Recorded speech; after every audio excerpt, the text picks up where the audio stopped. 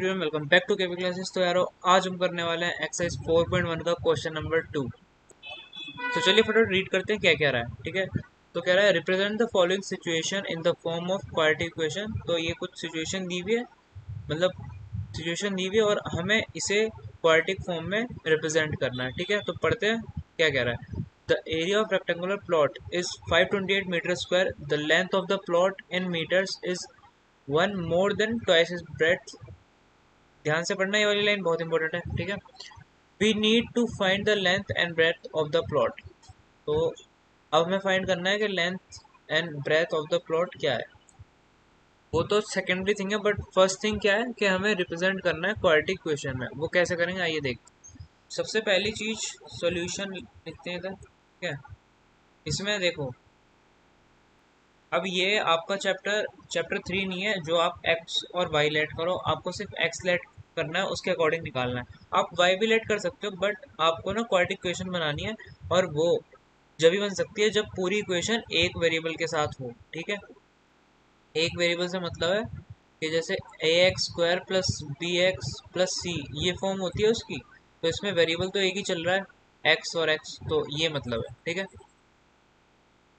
बाकी आप क्वेश्चन को समझते हैं और सॉल्व करते हैं। सबसे पहली चीज दी हुई है area of rectangular plot. Area of rectangular plot क्या दिया हुआ है, 528 मीटर स्क्वायर। ठीक है, और क्या रहा है, लेंथ और ब्रेथ फाइंड करो।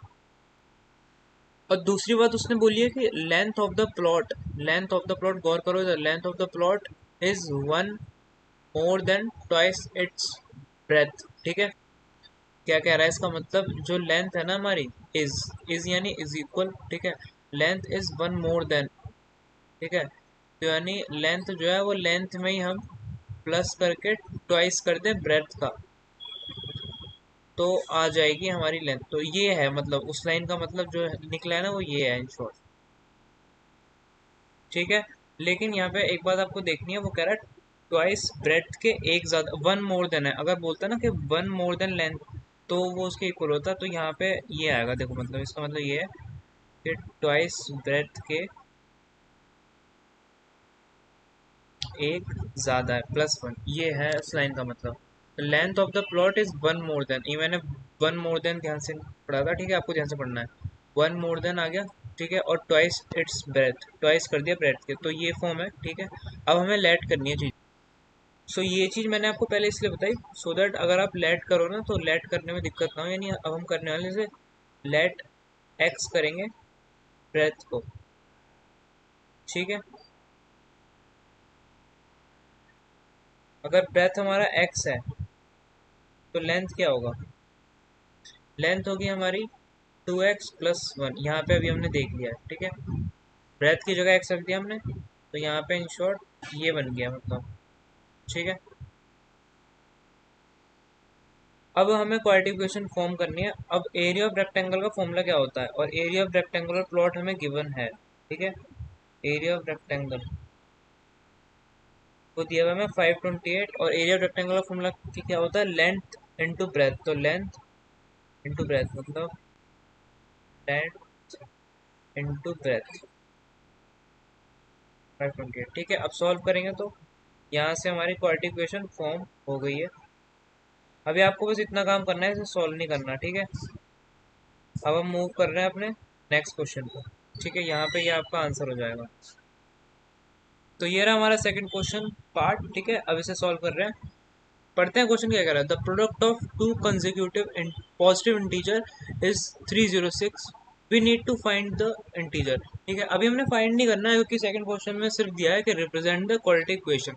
तो हमें सिर्फ क्वाड्रेटिक इक्वेशन फॉर्म करके दिखानी है इसकी भी। ठीक है, तो चलिए फॉर्म करते हैं।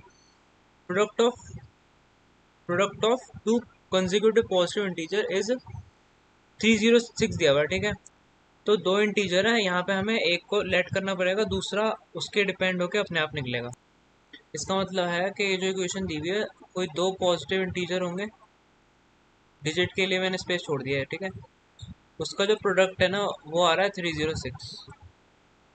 तो हम लेट करते हैं, और कंजिक्यूटिव है, कंजिक्यूटिव, तो हम लेट करते हैं, लेट फर्स्ट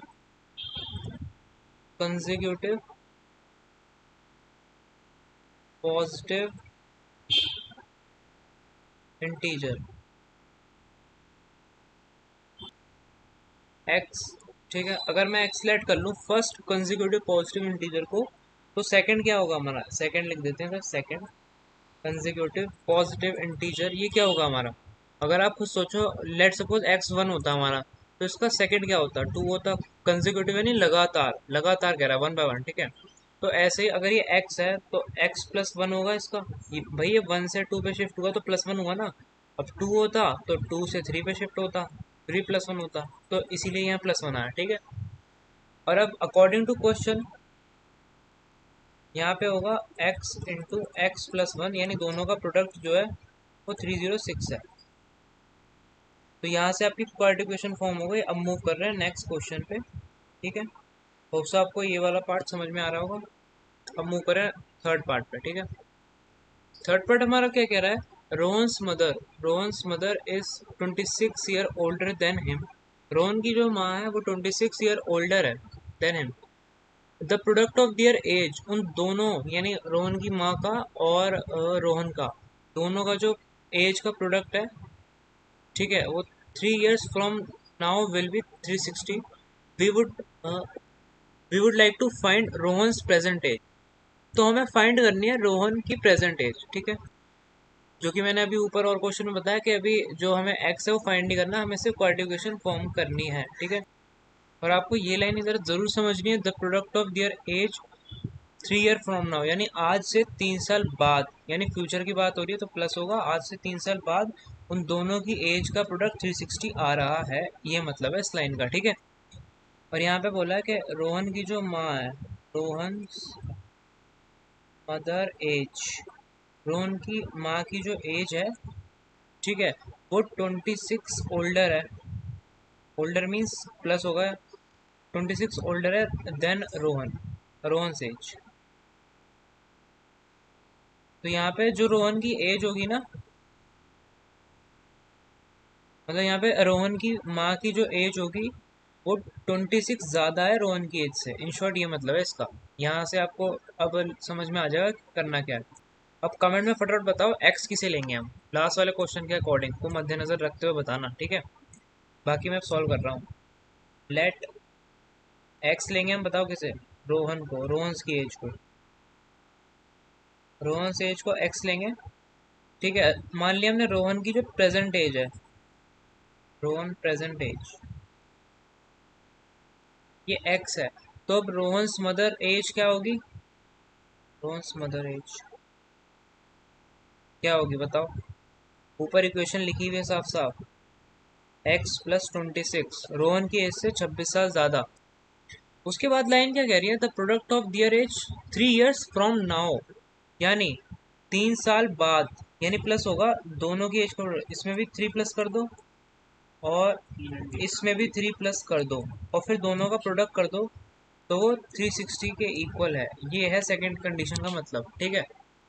अब यहाँ से इसे सॉल्व करोगे तो आपकी क्वाड्रिकेशन फॉर्म होगी और वही आपका आंसर होगा। अभी एक्स की वैल्यू नहीं निकालनी है, फिर से बता रहा हूँ। तो हो जाएगा एक्स प्लस 29 इक्वल टू 360 और x square plus 29x plus रह जाएगा 3x प्लस 87 इक्वल टू 360। तो आप इसे अगर सॉल्व करते हैं आगे तो ये आ जाएगा आपका 9 10 11 12 एंड 3 32x, यहाँ पे आएगा माइनस 273 इक्वल्स टू 0, ठीक है। तो ये आ गया आपका, तो ये आ गई आपकी क्वाड्रेटिक इक्वेशन, ये 32 है, ठीक है। तो अब मूव कर रहे हैं नेक्स्ट क्वेश्चन पे। ये आपका थर्ड क्वेश्चन का सोल्यूशन है, मैं फिर से एक बार लिख दूँ, ये थर्ड क्वेश्चन का सोल्यूशन है, ठीक है। अब मूव करें नेक्स्ट क्वेश्चन पे। नेक्स्ट क्वेश्चन फोर क्वेश्चन है हमारा, क्या कह रहा है, अ train travels a distance of 480 kilometre at a uniform speed, यानी एक ट्रेन है, और ट्रेन समझ लो यार कैसे बनाऊँ, मतलब तो ये एरिया, ये ट्रेन बना दी मैंने, ठीक है। ये मान लो ये ट्रेन है, ये 480 किलोमीटर यूनिफॉर्म स्पीड से जा रही है, ठीक है। मतलब 480 किलोमीटर का डिस्टेंस कवर कर रही है यूनिफॉर्म स्पीड से, 480 किलोमीटर, ठीक है। If speed had been 8 kilometre per hour less than it would have taken 3 hour more to cover the same distance. इसका मतलब क्या?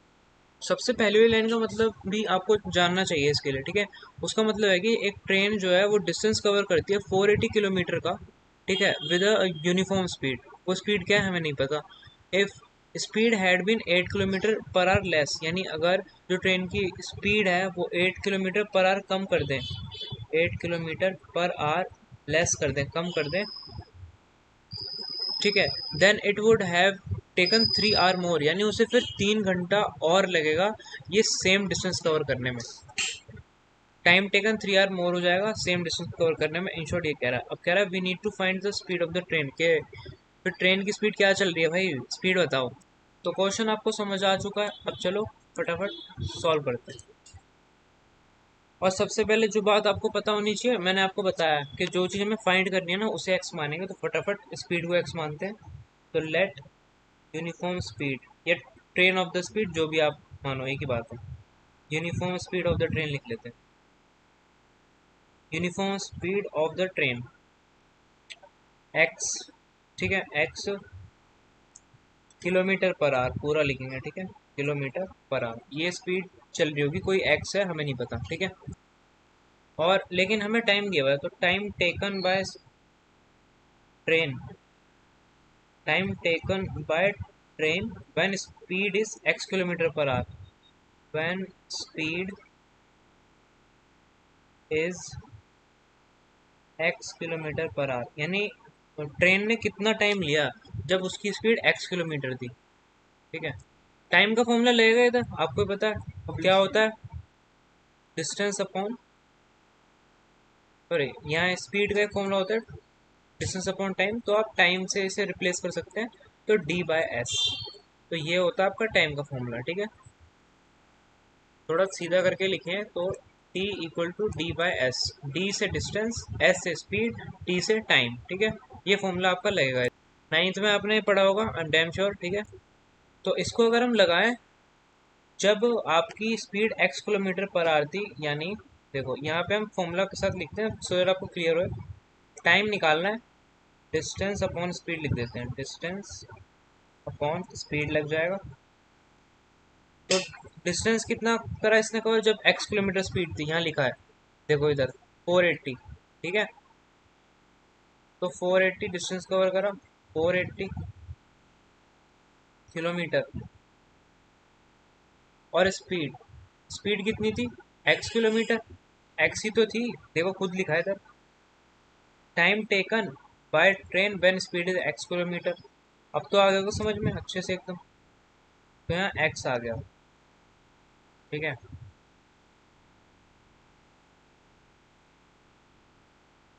यहाँ पे फिर ये इन शॉर्ट हो जाएगा 480, यहाँ पे हो जाएगा r, तो 480 सही से बन जाए यार, 480 upon x kilometre per our, जो x किलोमीटर पर आवर, ठीक है।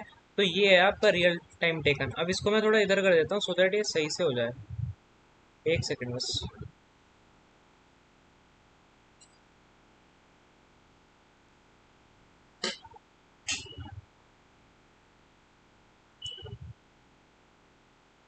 मैं ये चीज़ हटा देता हूँ और इस चीज़ को इधर कर देता हूँ कि ये मेन है हमारा,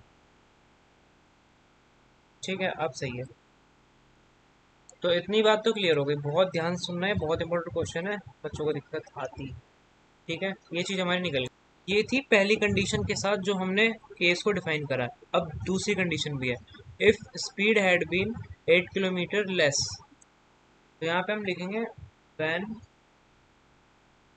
speed is 8 kilometre less,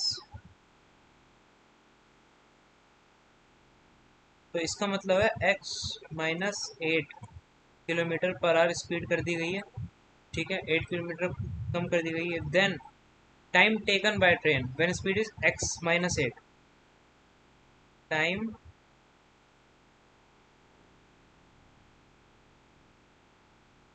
taken by train when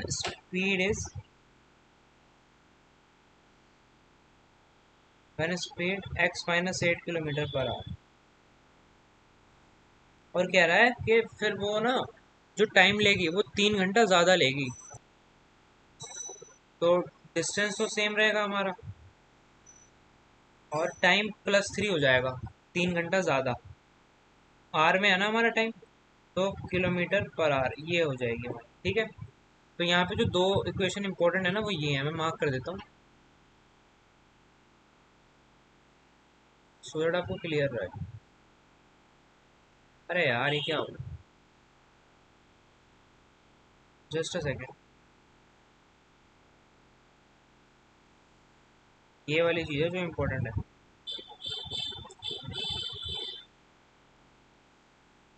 और बक्से में हो जा भाई, छोड़ो, लेकिन ये मेन इंपॉर्टेंट है, इन शॉर्ट आपको ये पता होना चाहिए, मैं मार्क कर रहा हूँ ऐसे, ठीक है। ये है इम्पोर्टेंट, और ये चीज़ कैसे निकलती है, इसमें दिक्कत आती है जो कि मैंने अच्छे से समझा दिया, ठीक है। टाइम इसमें नीचे +3 इसलिए हुआ क्योंकि बोला ना वो 3 घंटा ज़्यादा लेगी, और नीचे आर में चल रही थी चीज़, तो इसीलिए ये आर है, ठीक है। अब यहाँ पे इसके बाद आप डिस्टेंस का फॉर्मूला लगा दो, distance equal to speed into time, ठीक है। डिस्टेंस कितना है 480, जो कि दिया हुआ है 480 किलोमीटर।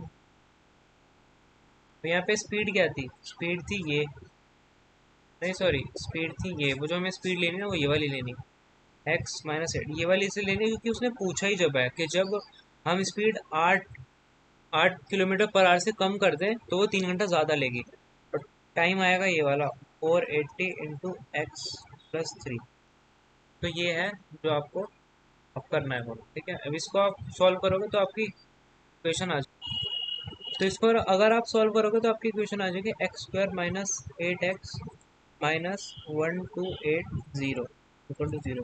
तो इसको सॉल्व करने के बाद आपकी इक्वेशन आ जाएगी। वीडियो काफ़ी लंबी हो गई इसलिए मेरे को ये ऐसी शॉर्ट में रखना पड़ा, बाकी आपको सॉल्व करना इसे आता है, हम इतने चैप्टर्स कर चुके हैं, ठीक है। ये एक्स है। तो अब मिलते हैं नेक्स्ट वीडियो में, यहाँ तक पे क्वेश्चन नंबर 2 जाता है ख़त्म। तब तक के लिए बाय।